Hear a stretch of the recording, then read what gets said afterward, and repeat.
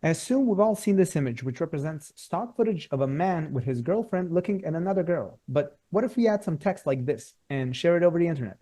How do we name this type of content that circulates and is shared over the internet as an idea? We call it a meme, a term introduced by Richard Dawkins in his book The Selfish Gene back in 1976. It represents a noun used to describe the idea of a unit for transmitting cultural content as a unit of imitation and originates from the Greek word mimema.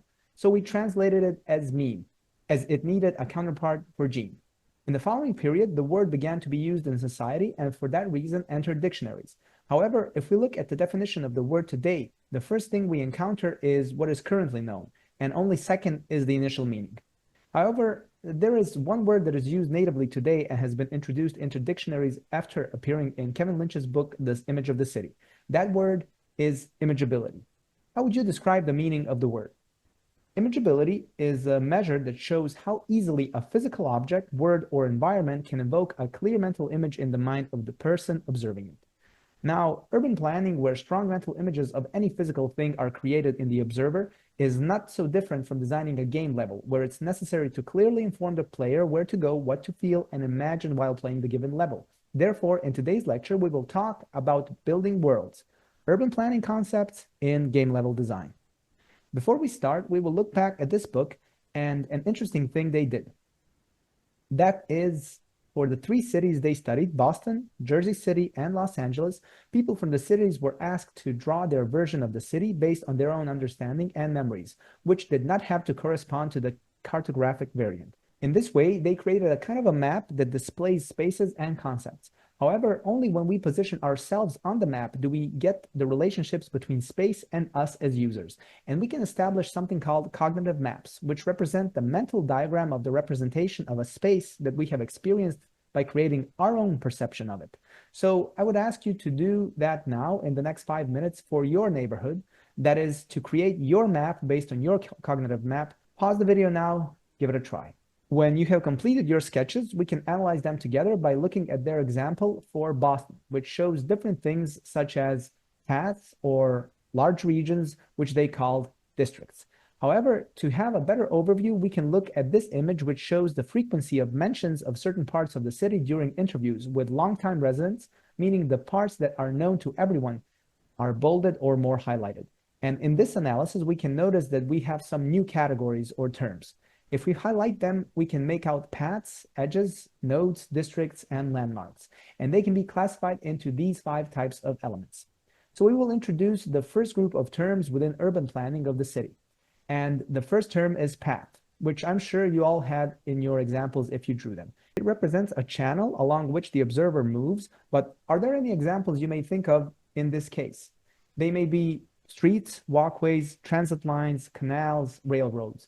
And in this example, we can see a prominent street or highway, while this one showcases a very simple walkway in the woods. Rivers are also an example of pathways with a slightly different transport choice, which can also be said for railroads. When we look at this example of Barcelona, we can notice the regular grid designed by Cerda, but it can only exist because there are some boundaries we call edges, which also represent a linear element, but are not used as path for the observer. And the question is, what would fit this description? Since they represent the boundary between two phases, a linear break in continuity, an example of a shore would be included, or walls as large man-made structures, and even natural obstacles such as mountain ranges and similar. So what is the difference between these two things? One clearly directs you where to go, and the other creates a boundary that you cannot cross and limits your movement. If we now return to this example of Barcelona, what do paths and these edges then create? They create blocks, which all look the same, but as such, they depict a region which we call district, which are defined as medium to large parts of the city, imagined as if they are two-dimensional entities into which the observer mentally enters and which are recognizable by some common attribute. And here we have an example of Thessaloniki, where a larger district can clearly be seen, which has a recognizable part or characteristic such as roof color or building size. Can we notice any district in this example of Barcelona at this scale? How about at the scale for La Plata in Argentina? Looking from the top, it becomes difficult to notice, but the main function or purpose of the building, its height, color, all can contribute to defining the district. But along the pathways that may be used to distinguish the edge of a district, we can notice these crossing, which we call nodes. which represent a point or a strategic position in the city which the observer can enter and which is the intensive foci to and from which a person can travel. What would be examples of these node points alongside intersections that we have mentioned and that we can see here? We can take into consideration places like squares or gathering points of multiple paths, which allow you to say you are located at this place or you have entered this place on a small scale, but also on a larger scale, as can be seen in this example in Paris. It doesn't have to be just an intersection. It can also be a roundabout, which allows direction changes and represents a gathering point for different directions. But what's interesting here is that this part is a node point, but it also contains another important part, and that is this here. And can you guess what it is? It's the triumphal arch, which brings us to our last item, which are landmarks. And how would you define them? They are also localized points in space, but in this case, the observer does not inhabit them or enter them, but observes them from the outside. So what would be examples of that?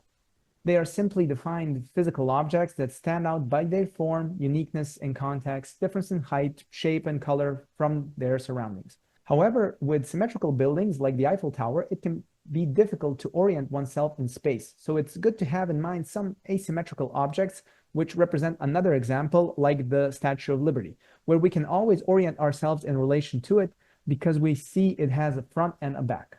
In addition, landmarks can also be ordinary signs, but they can also be stores on a local street as a kind of a landmark.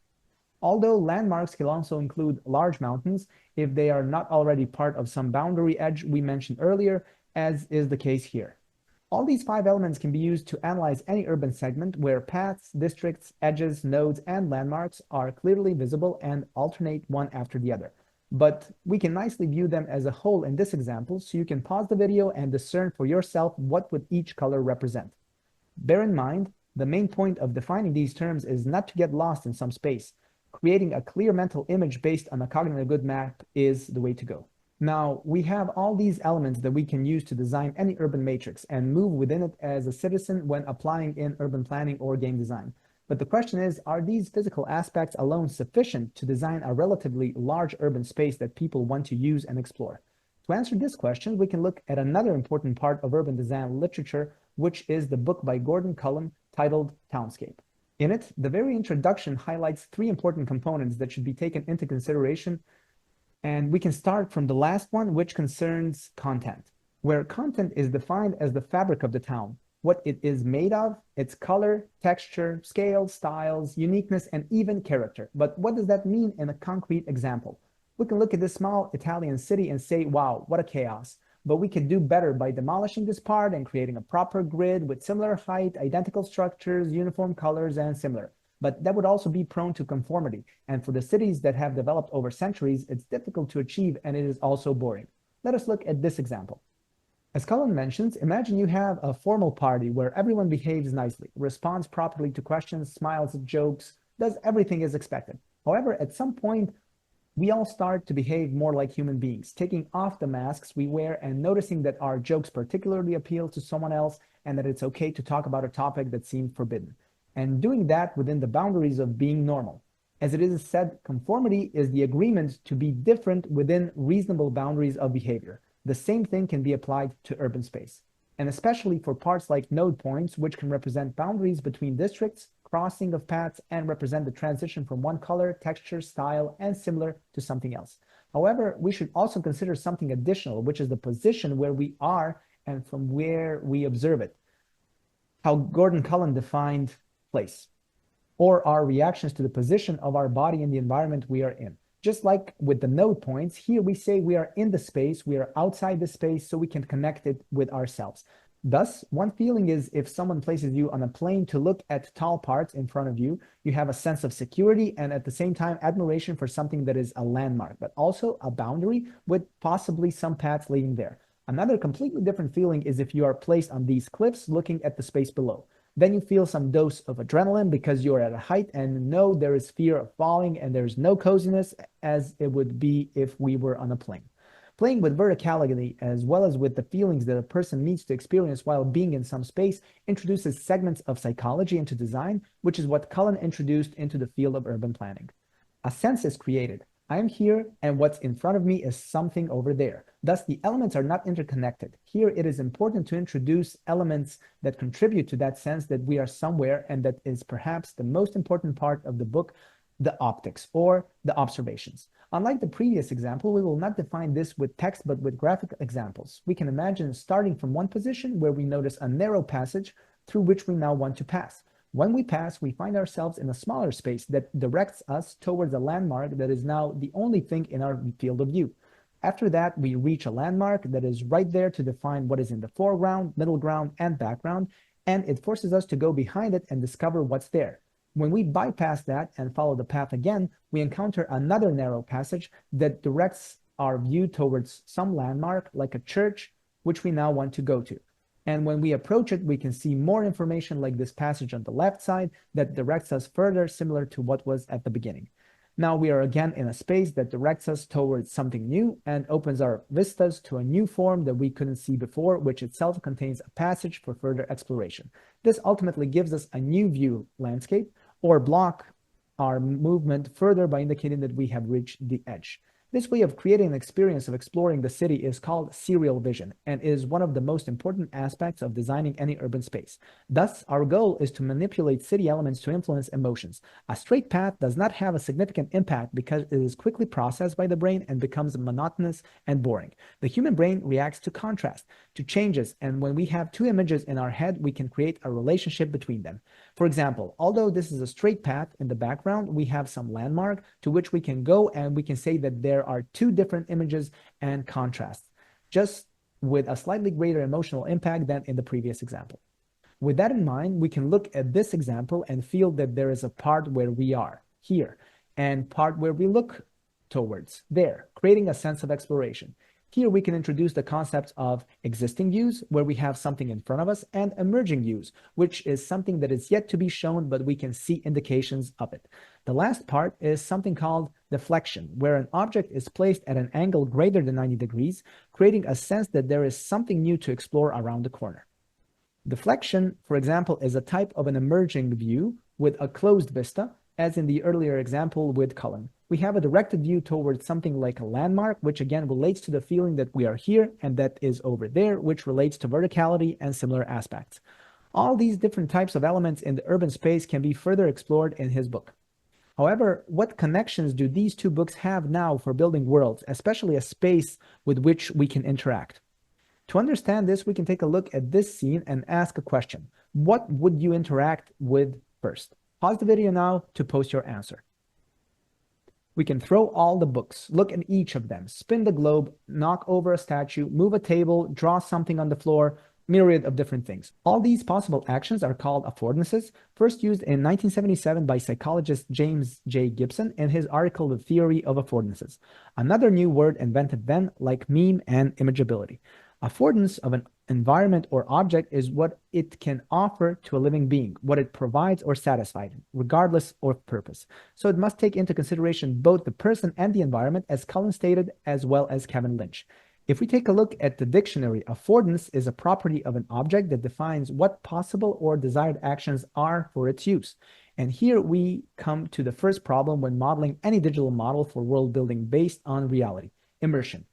Immersion is lost when we don't have the ability to interact with all the elements as we could in reality. But this is also what is expected from the player in a given level, because they have a certain level of understanding of the world around them and know what to do. Consider this example from the game Uncharted, where ladders are visible. Knowing in real life that ladders can be used, the player feels connected to the game world, which fades if, for some reason, those ladders cannot be used. In a short online article, Amelia Schatz discusses this topic through development of a universal environmental language as a way to communicate with the player.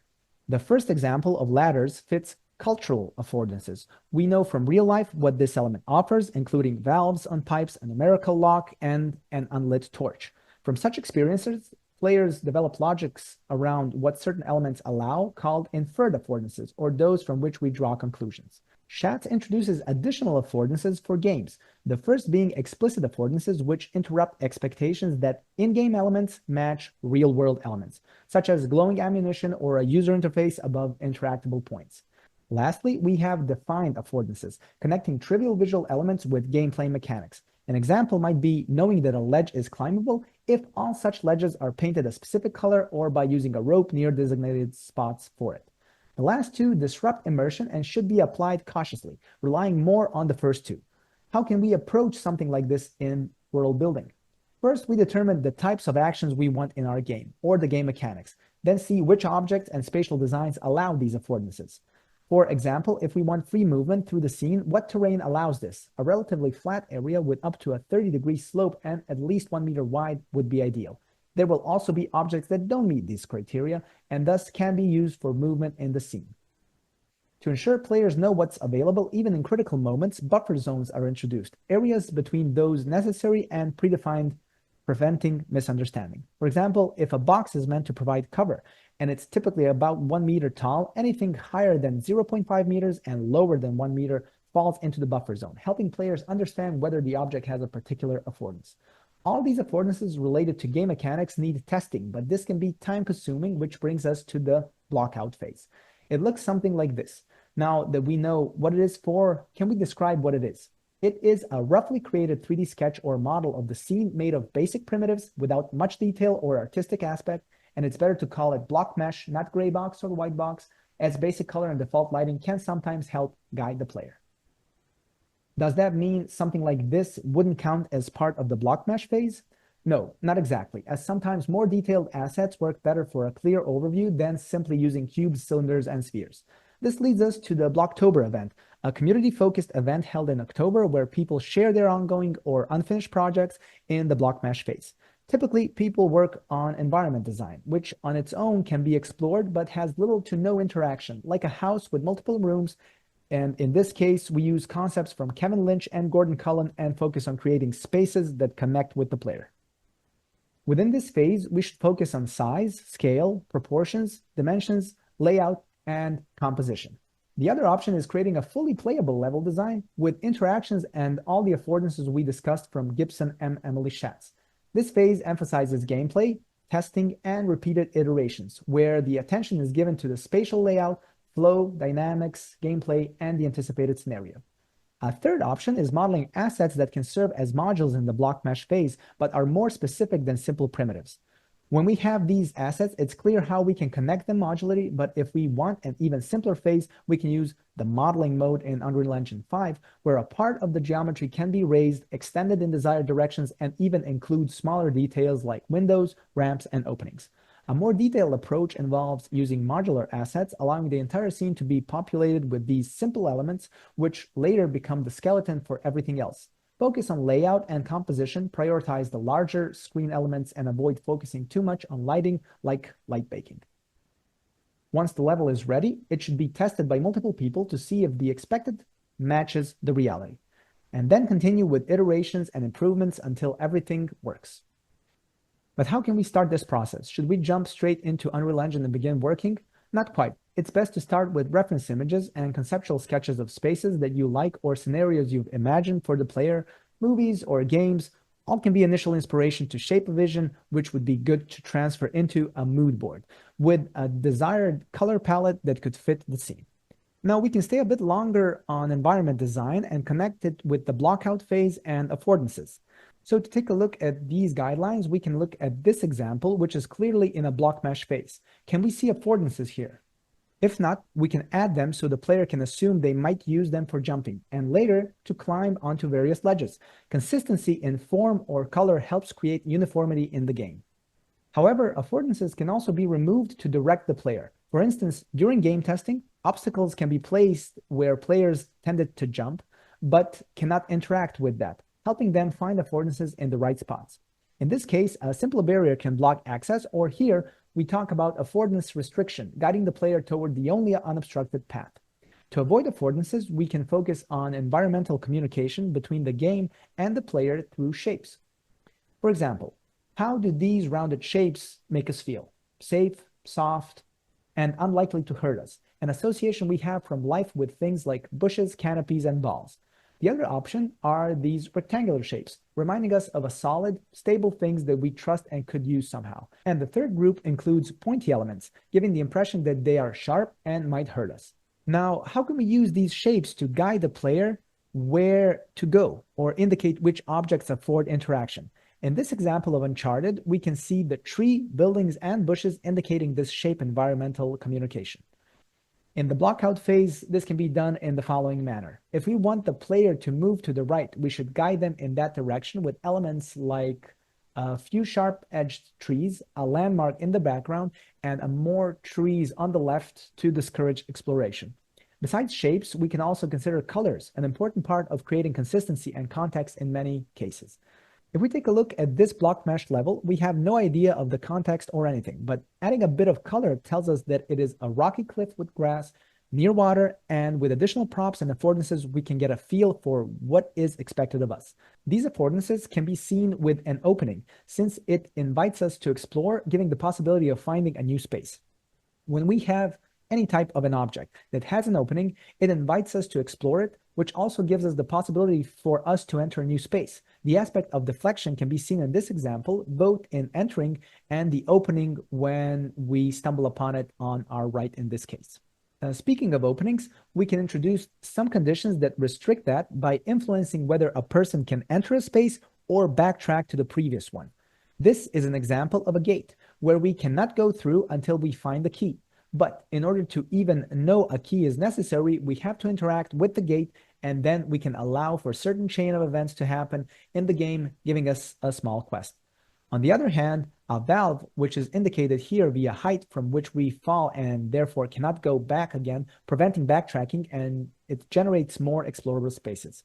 Additionally, we can have elements from image composition where leading lines guide movement, where in this example of a hallway, we could say we'd go left or right equally, but if we add a few lines or indicators, we can have a stronger suggestion of where to go. At the same time, these triangles as sharp parts indicate not to go there. We can also consider pinch points that guide the player through narrow corridors, creating feelings of safety and containment until they are brought to a larger open space where emotions shift and a focus can be placed on a landmark they are moving towards. There are also other additional aspects like applying a photographic composition principles, textures indicating directions, breadcrumbs for players to follow, like moving elements that attract the eye, like ceiling fans, or blinds in the wind or swinging doors, which also creates a sense of mystery and something to be explored. And also lighting or god rays that indicate that something can be important in this case. However, can we use these elements poorly? What problems can we run into and how to avoid them? For example, if we consider size, what could be an issue here? The level can be designed to look large, to seem epic and full of exploration, but it actually achieves the opposite effect because there's no clear focal point and the player is small in a vast space. Another factor to consider is symmetry. While it may be easier to design half of a level or object and just mirror it to save time, creating asymmetrical spaces and enemy placements makes for a more realistic scene. Another aspect could be verticality. Exploring spaces with closed vistas and viewpoints and different height levels adds to the sense of exploration and discovering what's in another part, similar to deflection or closed vistas we mentioned earlier with Cullen. The fourth aspect would be openness, which can cause performance issues due to vast number of things to render, in addition to an overly large space to explore. It's good to add some guidance for where the player should go and consider height and so on. And issue with excessive openness can make the scene feel empty with nothing to interact with. This brings us to linearity. If the player doesn't even have the illusion of choice and the level progression is in a straight path from one place to the other, we've introduced the concept of linear gameplay. Earlier, we said it's good to introduce nodes where players can make choices. This way, we address the problem of linearity as well as verticality by providing privileged views. For instance, here's a movement map in Counter-Strike showing the various ways players explore this single level, which has multiple node points. The next point is similarity, where the emphasis is on ensuring the design environment isn't identical throughout the game. We also consider the player's scenario and the different experiences they need to go through. As the game progresses, tasks and challenges are expected to increase. And finally, we can discuss generic appearance, something that can apply to any game and lacks uniqueness. A real-world example is still using neoclassicistic decoration on contemporary buildings, so not contributing to the development of the architectural language. So we went through the main elements of the city with Kevin Lynch, integrated the psychological aspects, reaction, and emotions with Cullen, introduced the affordances with Gibson and Schatz, promoted Blocktober and the block mesh phase, given guidelines by some very talented game developers and artists such as David Shaver, Tim from Polygon Academy, and Peter Field, finishing off with the problems that Steve Lee points out. Now we can take a look at this example by Liam Forsberg, which beautifully showcases all of this in action. In the beginning, we get instructions on our goal, and along the way, we understand how everything works, what affordances we have, and then when we go through all of them, we see a landmark and we move towards, but we encounter a valve, after which we can start analyzing the level and working within it. Hopefully you found this extensive review helpful, and if you did, promote the video by liking and sharing. And if you want more content like this, please consider subscribing, as we are hoping to reach our first 1,000 subscribers. I thank you for your time and hope to see you in the next video. Bye.